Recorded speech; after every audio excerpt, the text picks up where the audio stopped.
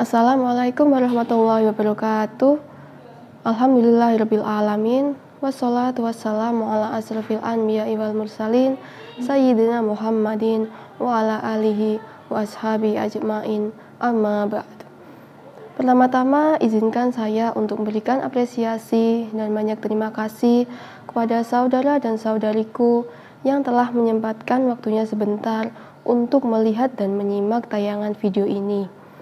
Tak lupa juga, perkenalkan, saya Ustazah Syalma Iza Fauziah dari SMP Muhammadiyah 1 Jombang. Kali ini saya berkesempatan untuk memberikan sedikit inspirasi dan motivasi bagi kita semua saat menjalankan ibadah puasa di bulan Ramadan. Alhamdulillahirabbil alamin, kita panjatkan puji dan syukur kepada Allah Subhanahu wa taala karena hingga saat ini kita diberikan waktu untuk bisa menikmati bulan suci Ramadan di tahun 2024. Saudara dan saudariku yang dimuliakan oleh Allah Subhanahu wa taala, kita semua pasti tahu bahwa bulan suci Ramadan ialah bulan yang paling ditunggu-tunggu dan bulan yang paling diidam-idamkan oleh seluruh umat Islam yang ada di dunia. Bulan suci Ramadan juga bukan termasuk bulan-bulan seperti biasa. Karena apa? Karena di bulan suci Ramadan ialah terdapat anugerah, terdapat kesempatan bagi kita, para hamba, untuk senantiasa mendekatkan diri kepadanya. Di bulan suci Ramadan ini, kita pasti melaksanakan ibadah puasa. Kita menahan diri dari rasa lapar dan juga dari rasa haus.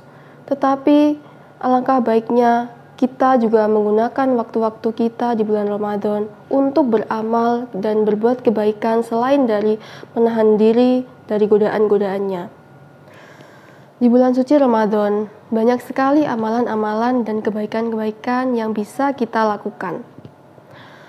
Selain kita menahan rasa lapar dan rasa haus, kita juga biasanya melaksanakan sholat tarawih di masjid atau membaca Al-Quran. Nah, itulah beberapa contoh amalan-amalan yang bisa kita lakukan di bulan suci Ramadan. Tetapi kalau misalnya bulan suci Ramadan itu akan pergi meninggalkan kita, seperti kata pepatah, di setiap pertemuan pasti ada perpisahan. Begitu juga dengan bulan Ramadan. Ketika bulan Ramadan itu akan pergi meninggalkan kita, kita yang semula menyambutnya dengan penuh sukacita, dengan penuh rasa gembira, pasti akan merasakan kesedihan. Nah, untuk menghapus kesedihan itu, marilah kita di malam-malam terakhir atau di hari-hari terakhir bulan Ramadan, kita tingkatkan ibadah kita dan kita tingkatkan kebaikan-kebaikan kita. Tentunya saudara dan saudariku mungkin pernah mendengar istilah malam Lailatul Qadar. Malam Lailatul Qadar adalah 10 hari terakhir atau 10 malam terakhir di bulan suci Ramadan.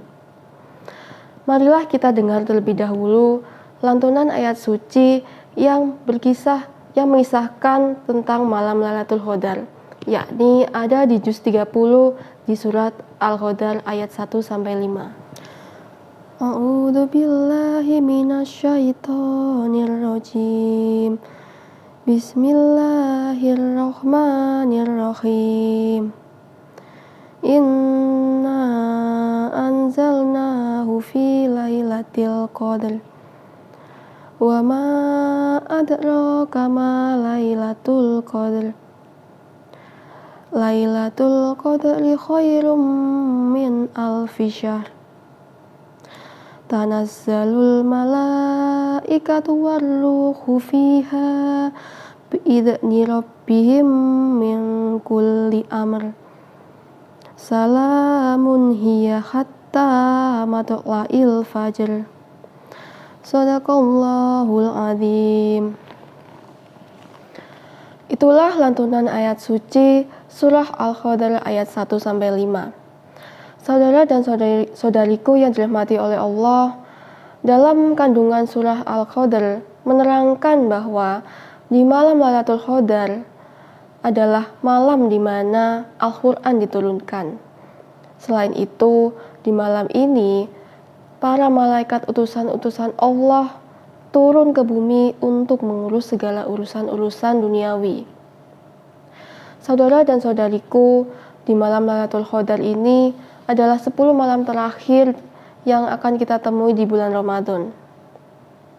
Kira-kira apa saja amalan-amalan yang bisa kita lakukan menjelang akhirnya bulan Ramadan ini? Amalan yang pertama yang bisa kita lakukan di malam Lailatul Qadar adalah melakukan i'tikaf. I'tikaf dalam bahasa berarti berdiam diri di masjid. Tapi apakah ketika i'tikaf kita hanya berdiam diri di masjid saja? Tentunya tidak. Nah, para ulama menganjurkan ketika kita melakukan i'tikaf di masjid, kita melakukan beberapa kegiatan di dalamnya. Nah, apa saja kegiatan untuk melakukan i'tikaf ini? Yaitu yang pertama, ketika kita beriktikaf, kita sebaiknya berdoa dan berzikir kepada Allah Subhanahu wa taala. Kita tentunya memiliki dosa-dosa yang sudah kita lakukan hingga saat ini, baik dosa yang disengaja ataupun dosa yang tidak disengaja. Dengan merenungkan keberadaan diri kita di hadapan Allah sambil menyikapi dosa-dosa kita yang telah lalu, kita terus berdoa kepada Allah untuk memohon ampunannya. Dan juga tak lupa mulut kita selalu berbicara atau berzikir kepadanya agar senantiasa mengingat Allah Subhanahu wa taala. Nah, ketika kita sudah berdoa dan berzikir, alangkah baiknya juga ketika i'tikaf kita melaksanakan sholat lail. Nah, saudara dan saudariku, memang i'tikaf itu adalah perintah sunnah, tetapi itu sangat dianjurkan. Karena apa? Karena kita sebagai umat muslim dan muslimat, tentunya kita mungkin tidak memiliki kesempatan lagi dalam bertemu dengan bulan suci Ramadan di tahun-tahun berikutnya. Itulah mengapa pentingnya kita untuk menghabiskan waktu sebaik-baik mungkin untuk melakukan kebaikan-kebaikan di malam Lailatul Qadar. Amalan yang kedua yang bisa kita lakukan di malam Lailatul Qadar ialah tadarus Al-Quran.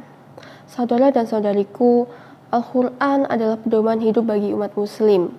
Sudah sepatutnya kita membaca, tetapi bukan hanya membaca, yakni memahami isinya serta menerapkannya di dalam kehidupan kita sehari-hari. Di 10 malam terakhir bulan Ramadan, kita sebaiknya melakukan tadarus Al-Quran, terutama kita lakukan di masjid. Nah, tadarus Al-Quran ini, selain kita membaca, kita juga harus memahami setiap arti dari ayat-ayat suci yang kita baca tersebut. Itulah makna dari tadarus Al-Quran. Kemudian yang ketiga, amalan yang ketiga ialah melakukan sholat sunnah tahajud. Mungkin saudara dan saudariku setelah melakukan sholat tarawih, kita sudah merasa ngantuk. Nah, ketika kita sudah sampai di malam Lailatul Qadar, cobalah kita buang rasa kantuk itu. Kita ingat bahwa di sepertiga malam itu ialah terkabulkannya doa-doa dari kita melalui sholat tahajud. Nah, para ulama di Indonesia menganjurkan ketika di malam Lailatul Qadar kita melaksanakan sholat tahajud minimal 2 rakaat dan maksimal 12 rakaat. Nah, itulah beberapa amalan yang bisa kita lakukan ketika malam Lailatul Qadar. Mungkin jika kita bisa lebih baik lagi, kita bisa sebenarnya untuk melakukan sedekah malam. Yakni dengan cara apa?